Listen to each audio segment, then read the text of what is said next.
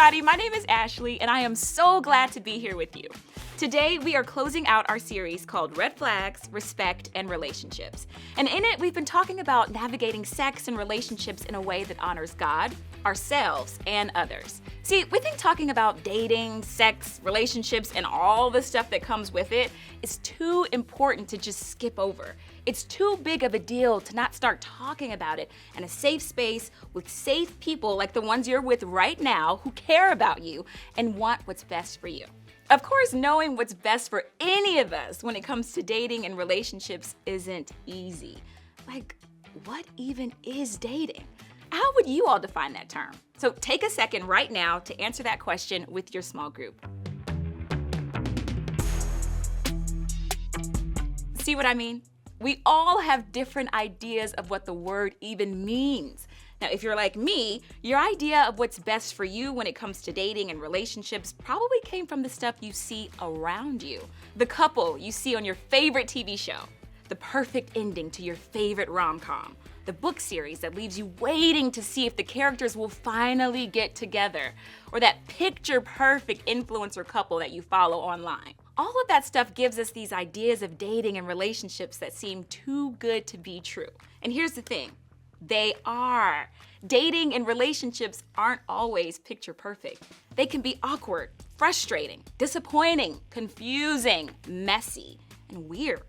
Sometimes they're filled with a lot more red flags than respect. Even though we may all know that this is true, I think so many of us still probably struggle to let go of that picture-perfect idea of what dating can actually be. So let's see what you think the perfect relationship should be all about. Now, with your group, brainstorm what you think the perfect relationship should look like. List everything that you come up with and be ready to share your ideas.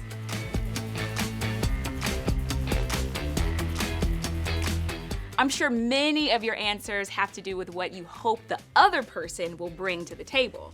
When we think about dating, we focus a lot on who we want the other person we're dating to be, what we hope they'll do, how we want them to treat us, and even what we hope they'll look like.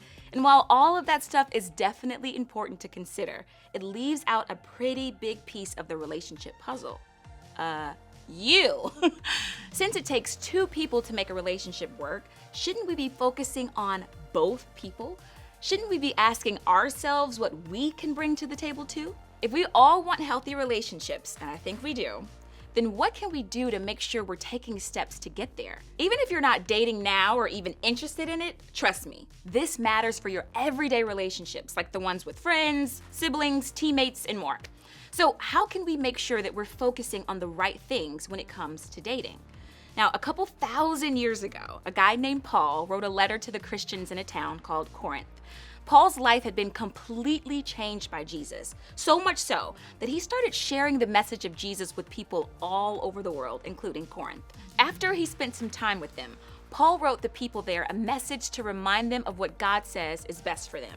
Now, in that first letter to the Corinthians, Paul included a couple thoughts that I think can be specifically helpful when it comes to dating and relationships. So check it out.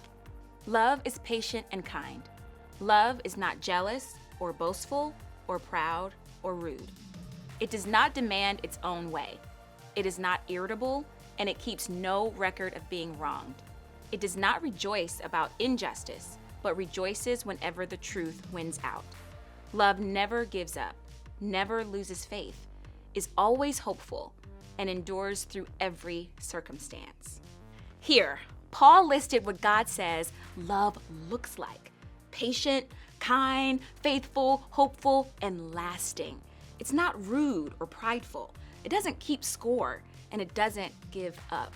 When we think about that kind of love, isn't it exactly what we want in any relationship? But if we're honest, don't we usually think about the type of love Paul mentioned as being about the other person in our relationships?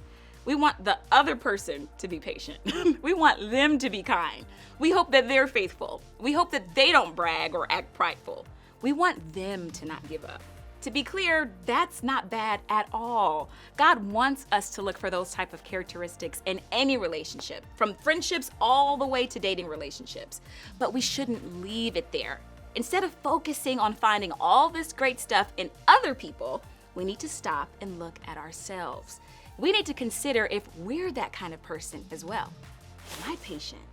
Am I kind? Am I faithful? Do I brag? Do I get jealous? Do I always want to get my own way?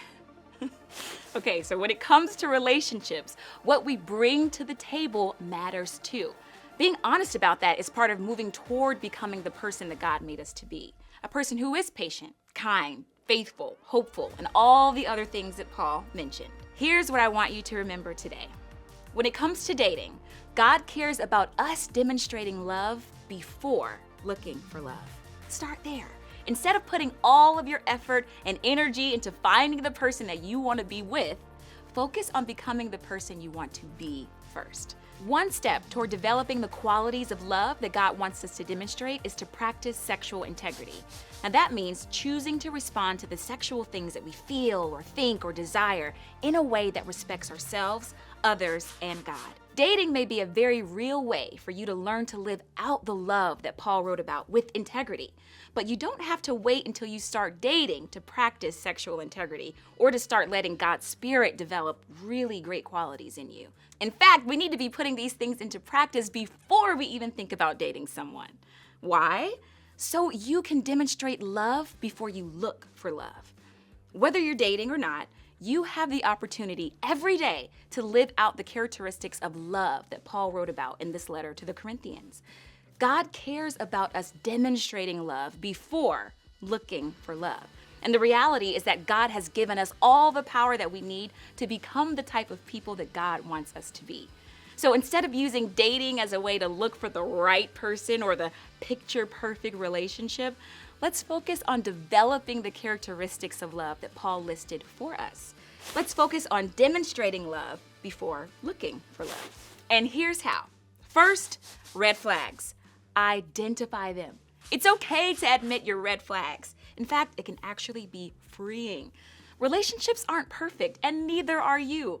So a great place to start in becoming the person that you hope to be is by being honest about where you need help. Use Paul's list to help you identify characteristics that you lack. Then, respect. Focus on one quality. Start the process of becoming the person God wants you to be by picking one of the characteristics on Paul's list to develop in yourself. Maybe you could use a little bit more patience, or you'd like to be quicker to forgive. Maybe you want to cut back on the rude comments that you make, or you'd like to be more thoughtful. What if you started by focusing on just one characteristic in yourself that you want to grow? It's a great way to not only respect yourself, but also respect the person God wants you to be. And lastly, relationships.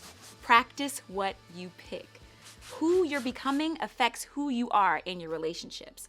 So focus your energy on becoming more of who you want to be by practicing the characteristic that you pick to work on.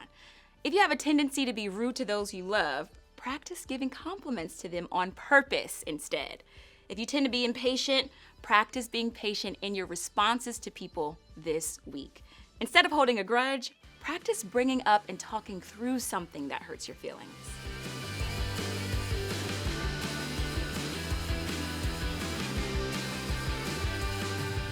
None of this is easy, is it?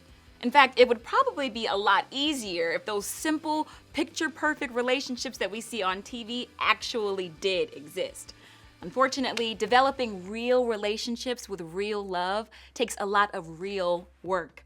And if we're going to find the kinds of relationships that we hope for one day, we have to remember that God cares about us demonstrating love before looking for love. Just imagine if dating could be a really positive experience for both you and the person that you're with. Even if you're not dating yet, what if developing the kind of love that God wants you to demonstrate could set you up for a better dating life if and when that time comes? Imagine if choosing to focus on becoming that person meant that you'd have better relationships all around. God cares about us demonstrating love before looking for love. So keep that in mind as you navigate your friendships and dating relationships now and in the future. This has been a really great conversation, and honestly, I don't want it to stop here. So I hope that you'll continue to talk about the red flags that you want to avoid, the respect that you hope to give and receive, and the relationships that you want to be in with people who care about you and support you, like your small group. If nothing else, I hope that you'll encourage each other to build characteristics that help you grow into the people God created you to be.